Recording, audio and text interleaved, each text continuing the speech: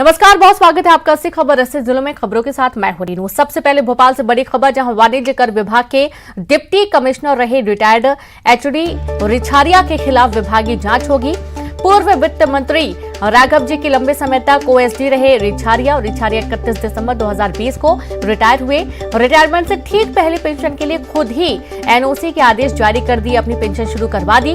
रिछारिया पर कांग्रेस विधायक निलय डागा की बैतूल ऑयल मिल को 8 करोड़ रुपए का फायदा पहुंचाने का आरोप था।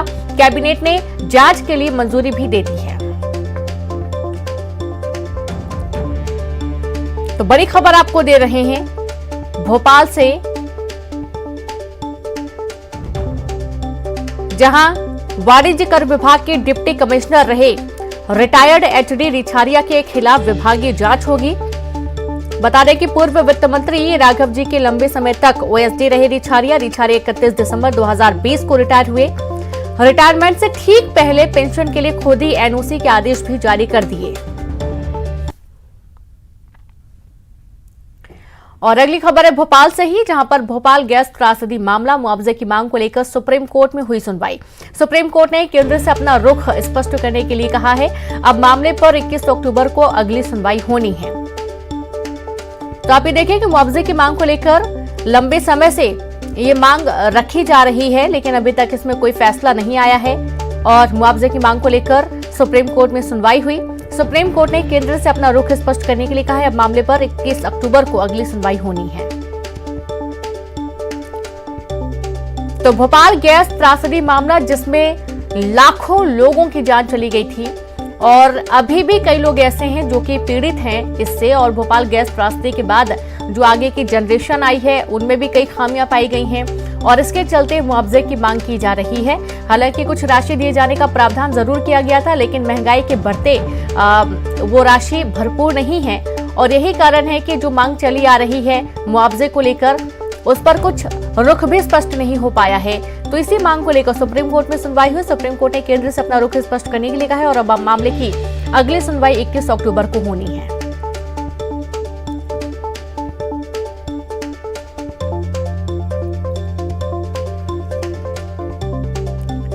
और ज्यादा जानकारी के साथ संवाददाता मनोज जुड़ गए हैं। मनोज, भोपाल गैस त्रासदी मामले में मुआवजे की मांग बहुत समय से चली आ रही है। हालांकि कुछ मुआवजा राशि जरूर दी जा रही है, लेकिन उनका ये कहना है कि महंगाई के साथ साथ जिस तरीके से भार बढ़ रहा है और आगे की पीढ़ियों में कई लोगों में कुछ कमियां भी पाई जा रही हैं, तो उनको राशि मुआवजा देना बनता है।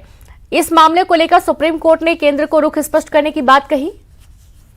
जी बिल्कुल, कल सुप्रीम कोर्ट में सुनवाई हुई थी और सुप्रीम कोर्ट ने सुनवाई के दौरान केंद्र सरकार से भोपाल गैस त्रासदी से संबंधित एक याचिका पर अपना रुख स्पष्ट करने के लिए कहा है। कोर्ट ने सरकार से ये भी पूछा है क्या वे पीड़िताओं को जो भी गैस त्रासदी से पीड़ित हैं उनको मुआवजा देने के लिए जो अमेरिका स्थित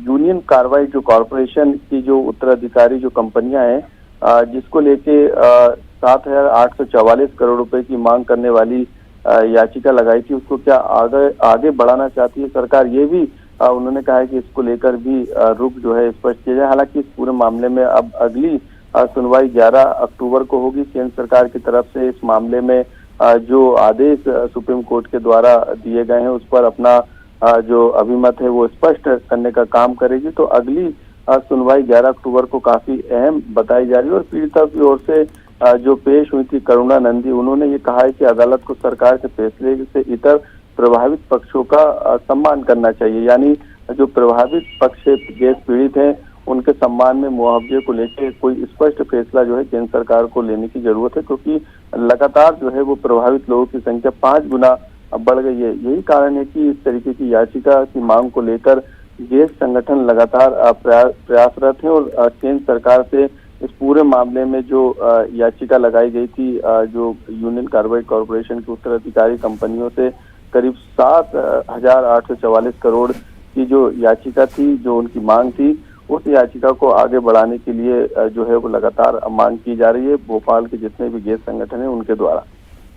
जी बिल्कुल, बहुत शुक्रिया आपका मनोज तमाम जानकारी के लिए। तो आप ये देखिए कि जितने भी संगठन हैं जो प्रभावित हैं वो लगातार मांग कर रहे हैं और इस पर सुप्रीम कोर्ट ने केंद्र को रुख स्पष्ट करने के लिए कहा है। और उसके बाद ही अब 21 अक्टूबर को अगली सुनवाई होनी है।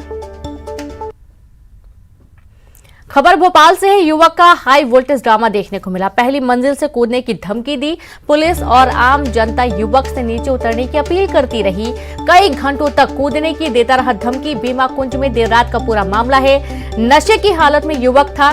पुलिस ने बड़ी ही मशक्कत के बाद युवक को नीचे उतारा तो काफी हंगामा चलता रहा। घंटे भर हंगामा होने के बाद काफी मशक्कत पुलिस को करनी पड़ी। युवक को नीचे उतारा गया। कहा जा रहा है कि नशे की हालत में युवक था और इसका हाई वोल्टेज ड्रामा देर रात तक चलता रहा। संवाददाता मनोज जुड़े। मनोज, आखिर कारण क्या थे इस हाई वोल्टेज ड्रामे के?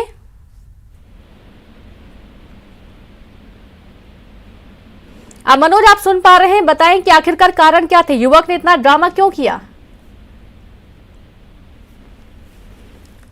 तो फिर से मनोज से बात करने की कोशिश करेंगे। देर रात का यह पूरा वीडियो भी सामने आया है। पहली मंजिल में चढ़कर युवक ने कूदने की धमकी दी और बार बार वो कूदने की धमकी देता रहा। पुलिस भी मौके पर पहुंची, आसपास के लोग भी मौके पर पहुंचे। काफी समझाने का प्रयास किया गया लेकिन युवक नहीं माना।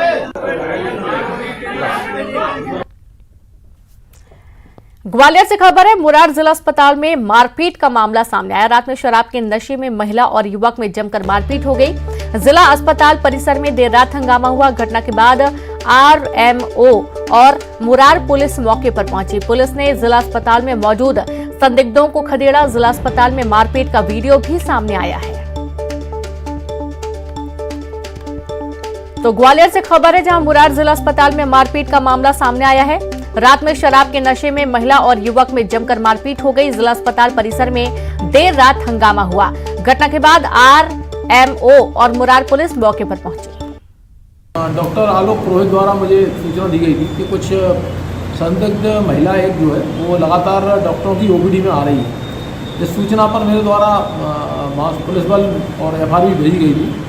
इनके द्वारा बताया गया कि कुछ संदिग्ध महिलाएं और भी उसके अलावा हॉस्पिटल में थी, जो वहाँ बना हुआ है आश्रय घर जिसको बोलते हैं, उससे वहाँ तलाशी लेकर जो किसी मरीज के साथ अटेंडेंट ग्रुप में नहीं थी उन सबको हटाया गया है। और अस्पताल प्रशासन को भी इस बात के लिए ताकीद किया गया है कि वो अपने गार्ड से इस बात जो मेन गेट पर रहता है उससे इस बात की पुष्टि करा लें कि जो महिला या पुरुष जो भी अंदर जा रहा है उसका कोई ना कोई व्यक्ति हॉस्पिटल के अंदर भर्ती है तभी उसको प्रवेश करने दिया है, जिससे एक महत्वपूर्ण स्थान पर किसी भी प्रकार की कोई असामाजिक गतिविधि संचालन न हो। और ज्यादा जानकारी के साथ संवाददाता सुशील जुड़ गए हैं। सुशील, कारण क्या थे अस्पताल में इस मारपीट के? बिल्कुल, देखिए ग्वालियर का जिला अस्पताल जो मुरार का है वहाँ प्रसूति गृह में लगातार ही शिकायतें मिल रही थी कि असामाजिक तत्वों का यहाँ परिसर में और अंदर वार्ड के अंदर डेरा जमा रहता है। यही वजह है कि कल रात भी एक ऐसा वाकया हुआ जहाँ एक महिला और युवक के बीच मारपीट हो गई। दोनों शराब के नशे में थे, हंगामा करते रहे और उसके बाद जो है लोगों ने बीच बचाव कराया। और इस घटना की सूचना मिलने के बाद आरएमओ रेजिडेंट मेडिकल ऑफिसर आलोक पुरोहित पहुंचे और उन्होंने मुरार पुलिस को भी खबर दी। और सबसे बड़ी बात ये थी कि इस जिला अस्पताल के प्रसूति गृह सहित अन्य वार्डों में कई ऐसे लोग थे कि जो ना तो वहाँ अटेंडर के तौर पर थे, इसके अलावा ना ही वो मरीज थे। इस तरह के कई संदिग्ध लोग छानबीन में रात में वहाँ मिले हैं। तो निश्चित तौर पर कहीं ना कहीं ये पूरे बड़ा घटनाक्रम रहा है। और जो शिकायत मिल रही थी उसके बाद पुलिस ने भी इसमें पहुंचकर वहाँ जो संदिग्ध लोग थे उन्हें खदेड़ा। साथ ही पुलिस ने हिदायत दी है जो सिक्योरिटी गार्ड वहाँ तैनात रहते हैं वो सिक्योरिटी गार्ड बिना जानकारी के या बिना तस्दीक किए लोगों को अंदर ना जाने दें। इस तरह की चेतावनी और हिदायत भी पुलिस ने दी है अस्पताल प्रशासन को। तो निश्चित तौर पर कहीं ना कहीं जो शिकायतें मिल रही थी, कल एक बड़ा घटनाक्रम हुआ कि ये मारपीट हुई है इस अस्पताल में जो सरकारी जिला अस्पताल है। जी बिल्कुल, बहुत शुक्रिया आपका सुशील तमाम जानकारी के लिए। तो आप ये देखिए कि सरकारी जिला अस्पताल का ये पूरा मामला है, मारपीट हुई और इस पूरे मामले में मारपीट के दौरान पुलिस ने इनके खिलाफ मामला दर्ज कर लिया है। शराब के नशे में देर रात मारपीट का वीडियो अब सोशल मीडिया पर वायरल हो रहा है। कोरबा से खबर है, लापता छात्रा की लाश मिली है। जांजगीर चांपा के नैला नहर के पास लाश मिली। ट्यूशन जाने के लिए घर से निकली थी छात्रा। सीतामढ़ी सरस्वती शिशु मंदिर स्कूल की छात्रा थी। छात्रा का बैग सर्व मंगला मंदिर के पास मिला। छात्रा के मौत के मामले में 2 जिले की पुलिस उलझी हुई है। आप ये देखिए कि छात्रा कोचिंग के लिए निकली थी और अचानक से गायब हो गई। अब उसका शव बरामद किया गया है। संवाददाता अब्दुल असलम जुड़ गए। अब्दुल, आखिरकार कारण क्या थे? छात्रा का शव मिला है, हत्या की गई है, क्या कुछ कारण? जी रेनू, आपको बता दूं कि जो मामला है ये सिटी कोतवाली थाना क्षेत्र का मामला है, जहां से ये 11वीं कक्षा की छात्रा है, ये अचानक रहस्यमय तरीके से लापता हो गई और उसका बैग जो है वो सरमंगला पुल के पास मिला और उसकी खोजबीन जब परिजन कर रहे थे उसके बाद पुलिस को भी इसकी सूचना दी गई और पुलिस इस मामले में खोजबीन कर रही थी। पता चला कि जांजगीर चांपा जिले के नैला के नहर के पास इसका शव बरामद हुआ है और पुलिस इस पूरे मामले को लेकर, दोनों जिले की पुलिस इस मामले को लेकर जांच कर रही है कि आखिर किन परिस्थितियों में उसकी मौत हुई है, क्या हत्या है या सुसाइड है। इस पूरे पहलुओं पर जो पुलिस है वो तफ्तीश कर रही है। बहुत शुक्रिया आपका अब्दुल जानकारी के लिए। तो हत्या है या सुसाइड छात्रा ने किया है, ये तमाम पहलुओं के आधार पर पुलिस मामले की जांच में जुट गई है, लेकिन छात्रा की मौत के बाद से जरूर कई सारे प्रश्न भी खड़े हो रहे हैं। श्योपुर में निजी स्कूल प्रबंधन बच्चों की जान से खिलवाड़ करने से नहीं चूक रहे। 4 से 7 लोगों की क्षमता वाली ई रिक्शा और गाड़ियों में 10 से लेकर 30 बच्चों को बैठाकर स्कूल लाया और घर छोड़ा जा रहा है। इस तरह से गाड़ियों में ठूस कर बच्चों को स्कूल लाया जा रहा है और अगर कोई हादसा होता है तो इसका जिम्मेदार कौन होगा? तो ये तस्वीरें भी आप देखिए, जहां पर बच्चों को ई रिक्शा में बिल्कुल भर दिया गया है। जरा सा भी बैलेंस बिगड़ता है या गाड़ी में ठोकर लगती है तो जाहिर सी बात है कि बच्चे नीचे गिर पड़ेंगे। और ये वीडियो जो सामने आया है, ये निजी स्कूल प्रबंधन की बड़ी लापरवाही उजागर करता हुआ वीडियो। कौन सा स्कूल के बच्चे? अब यही कारण है हादसों को दावत देती हुई ये तस्वीर सामने आई है। संवाददाता दीपक दंडोतिया जुड़ गए हैं। दीपक, ये कोई पहली दफा नहीं है, हमेशा देखा जाता है कि क्षमता से ज्यादा बच्चों को बैठा लिया जाता है और ऐसी कुछ तस्वीरें एक बार फिर से सामने आई हैं। जी बिल्कुल, जिस तरह की तस्वीरें सामने आई हैं ये पहली बार नहीं है।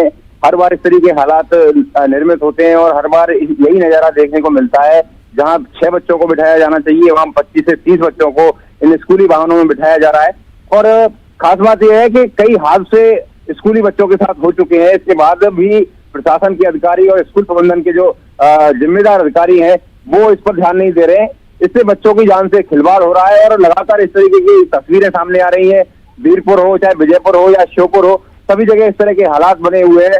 ट्रैफिक व्यवस्था की जिम्मेदारी सुधारने वाले ट्रैफिक अधिकारियों को, परिवहन विभाग के अधिकारियों को इस पर लगाम लगानी चाहिए और जो स्कूल प्रबंधन के जो अधिकारी हैं उन पर सीधा सा नोटिस जारी करके उनसे एक जिम्मेदारी तय करनी चाहिए कि अगर उनके स्कूल वाहनों में बच्चों की संख्या ज्यादा होती है तो उन पर बड़ी कार्रवाई की जाएगी और इस तरह का कोई शपथ पत्र भी उनसे लेना चाहिए। लेकिन इस तरह के कोई कदम अभी तक उठाए नहीं गए हैं। जी शुक्रिया आपका दीपक जानकारी के लिए।